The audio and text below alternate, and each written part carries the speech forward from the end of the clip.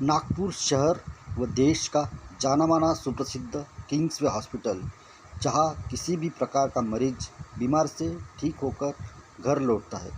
Corona के चलते Kingsway hospital में मरीजों का आना कम नहीं हुआ। कोरोना के विषय को लेकर संशोधन कार्य जारी है। इस विषय पर किंग्सवे मल्टी स्पेशलिटी हॉस्पिटल के मैनेजिंग डायरेक्टर कोविड डॉक्टर 19 प्रकाश जो खेतान की पेंडेमिक चल से रहा खास है, बातचीत। उसमें ये ज़रूर है कि इसकी इन्फेक्टिविटी ज़्यादा है, लेकिन जैसे कि देखा जा रहा है कि 50% से अधिक लोग रिकवर भी हो चुके हैं और जो ओवरऑल डेथ रेट है वो काफ़ी कम है, 3 से 4% है जो कोई भी साधारण दूसरी बीमारियों में भी होती है। तो कोविड-19 एक संक्रमित बीमारी है, लेकिन उससे इतनी डरने की आवश्यकता नहीं कि लोग अस्पताल में जाना बंद कर दें या फिर अपना इलाज करना बंद कर दें। ठीक है, जो पेशेंट क्रॉनिक डिसीजेस से है और स्टेबल चल रहे हैं, वो हॉस्पिटल में नहीं जाके वीडियो कंसल्टेशन करा सकते हैं या फिर अपनी रिपोर्ट डॉक्टर्स को व्हाट्सएप पे भेज के उनसे सलाह ले सकते हैं। वहाँ तक के ठीक है, लेकिन एक्यूट इलनेसेस है, वहाँ पे तो डॉक्टर के पास जाके तुरंत इलाज कराना ज़रूरी होता है। इसलिए कोविड और सभी अस्पतालों में अभी इतने प्रिकॉशंस लिए जा रहे हैं कि उनको अस्पताल में जाने से कोविड-19 होने का डर काफ़ी कम है। होना ही है तो उनको वैसे भी होगा, लेकिन अस्पताल में जाने से कोविड-19 हो जाएगा, ये डर तो बहुत ही मैंने कहना चाहूँगा कि ज़रूरी नहीं, ये डर निकाल देना चाहिए कि अस्पताल में जाने से कोविड हो जाएगा।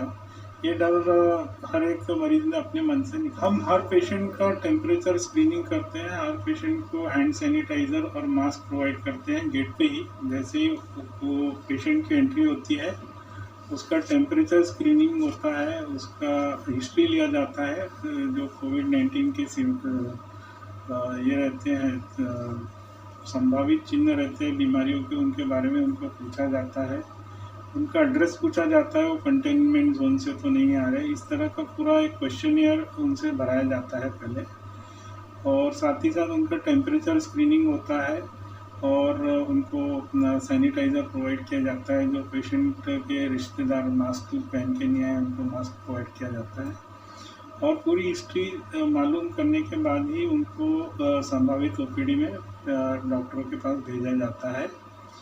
अगर पेशेंट इमरजेंसी में आया है और उसको सांस का प्रॉब्लम है या बुखार है, तो अलग से उसको आइसोलेशन रूम में लेके रखा जाता है, उसका कोविड-19 टेस्टिंग किया जाता है और जब तक कि उसका कोविड-19 का रिपोर्ट नहीं आ जाता, तब तक वो आइसोलेशन में ही रहता है पेशेंट। और पूरे जो भी की केयर लेने वाले हैं, हॉस्पिटल के नर्सिंग स्टाफ, सपोर्टिंग स्टाफ और डॉक्टर्स, पूरे वो पेशेंट को जब तक कि उसका कोविड-19 रिपोर्ट नेगेटिव नहीं आता है, तब तक के उसको पीपीई पहन के ही उसका इलाज करते हैं, उसकी केयर करते हैं। तो ये सब प्रिकॉशन हम लोग इस अस्पताल में ले रहे हैं। सब मोटिवली दर्शाया गया है कि जो पेशेंट 60 साल से ज़्यादा उम्र के हैं या जिनको डायबिटीज़, ब्लड प्रेशर या हार्ट की प्रॉब्लम है, उनमें अगर ये कोविड-19 इन्फेक्शन होता है, तो उनमें क्रिटिकल होने के चांसेस काफ़ी ज़्यादा होते हैं ऐसा। लेकिन अगर आप पूरा अगर भारत का ये देखेंगे, तो ज़्यादा से ज़्यादा जो संक्रमित हुए हैं इस बीमारी से, वो 21 साल से 60 साल के ग्रुप के हैं और थोड़ा एक परसेंटेज 61 साल से 70 साल की उम्र के लोगों में भी देखा गया है। लेकिन जो 70 साल और बियॉन्ड के लोग हैं, उसका जो परसेंटेज है ओवरऑल इन्फेक्शन में, वो काफ़ी कम है। तो ऐसा इसके दो कारण हो सकते हैं। एक है कि वो घर से बाहर ही नहीं निकल रहे हैं डर के मारे और घर में ही बैठे हैं, उसके कारण भी हमको ये देखने को मिल रहा है कि शायद जो 70 और अबव के एज ग्रुप के उसमें इन्फेक्शन रेट इतना ज़्यादा नहीं है। और ये भी हो सकता है कि वो ग्रुप में चूँकि कहा गया है, लेकिन उतना इन्फेक्शन हुआ नहीं है, क्योंकि वो ऑलरेडी उनका केयर ज़्यादा हो रहा है। तो इसीलिए जो मेन एज ग्रुप अफेक्टेड है सबसे ज़्यादा, वो है 21 साल से 60 साल का एज ग्रुप, जिसमें ऑलमोस्ट 70 to 80% जो केसेस हुए हैं अभी तक के भारत में 4,40,000, उसमें करीब 70 से 80% जो इन्फेक्शन रेट हुआ है वो 21 साल से और 60 साल के एज ग्रुप के बीच में हुआ है। कराने से हमको ये पता चलेगा कि कौन से कई पेशेंट को एसिम्टोमेटिक इन्फेक्शन होकर वो क्योर हो चुके हैं।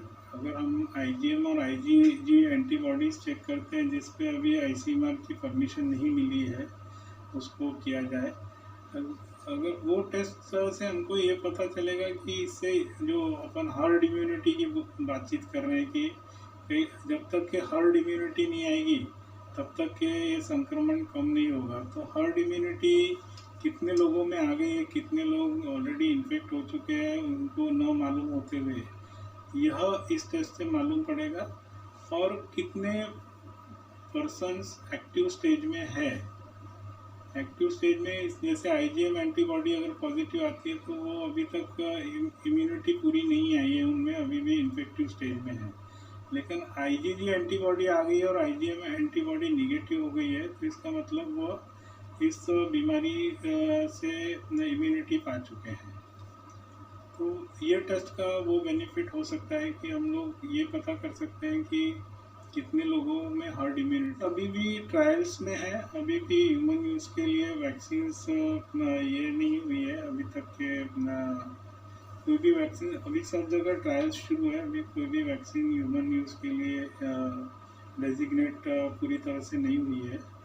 और बाकी जो दवाइयाँ हैं वो भी, ये बीमारी पहली बार सब इतने स्वरूप में आई है, तो नई नई दवाइयाँ रोज इसमें ट्रायल्स किए जा रहे हैं और कई नई दवाइयाँ इसमें पाई गई कि काफ़ी लाभदायक है।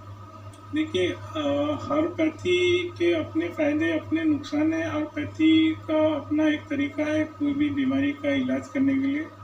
चूँकि मेरा जो भी ज्ञान है वो एलोपैथी विद्या को लेके है, मुझे आयुर्वेदिक विद्या का इतना कुछ ज्ञान नहीं है, तो मैं उस पर अपनी कोई प्रतिक्रिया नहीं देना चाहूँगा कि वो दवाई कितनी सही। अगर कोई भी दवा इस रूप में आती है जिससे कोई भी मरीज का लार्ज स्केल पर बेनिफिट हो सकता है, तो वह दवा चाहे एलोपैथी हो, चाहे आयुर्वेदिक हो, चाहे होम्योपैथी हो, वो योग्य दवा है और उपयोगिता है वो दवाई की, तो वो कोई भी पैथी को बिलोंग करती है तो उसको हमको एक्सेप्ट करना चाहिए। कोविड पॉजिटिव ने आपको बताया कि आईजीजी एंटीबॉडीज और आईजीएम एंटीबॉडीज, जो कोरोना से मरीज ठीक हो चुके हैं उनके प्लाज्मा में ये आईजीजी एंटीबॉडीज का प्रमाण अच्छे स्वरूप में रहता है।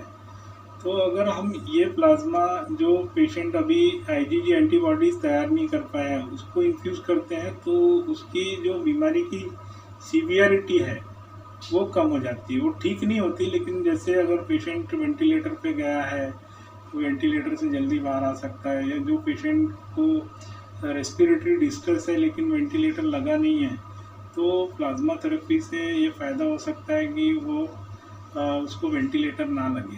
तो ये प्लाज्मा थेरेपी अभी बहुत बड़ा इसके ऊपर शोध चल रहा है अपने गवर्नमेंट मेडिकल कॉलेज में, तो हो सकता है इस शोध से हमको इस बारे में और ज़्यादा जानकारी मिले। ठीक है, थैंक यू। मैं हूँ doctor Prakash Ketan, managing director Kingsway hospitals Nagpur. इस कोरोना पेंडेमिक में हमें आपका साथ चाहिए। हमें ज़रूरी है कि हम जब भी घर से बाहर निकले तब मास्क पहन के निकले। बार बार हाथ साबुन से धोना या सैनिटाइज़र से क्लीन करना बहुत इम्पोर्टेंट है।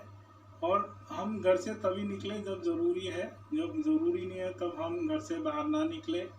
और बाहर निकले तो हम ये ध्यान रखें कि हम दूसरे व्यक्ति से कम 6 फीट का दूरी बनाए रखें। सोशल डिस्टेंसिंग, हैंड सैनिटाइजेशन और यूज़ ऑफ मास्क, यह आपको कोविड-19 इन्फेक्शन से बचा सकता है। तो प्लीज़ टेक केयर, आप ध्यान रखिए। और कोरोना वॉरियर जैसे आम कर्मचारी है, साफ सफाई वाले कर्मचारी है, पुलिस कर्मचारी है, नर्सेस है, अस्पताल में काम करने वाले दूसरे कर्मचारी और डॉक्टरों को और इनको पूरा सहयोग कीजिए।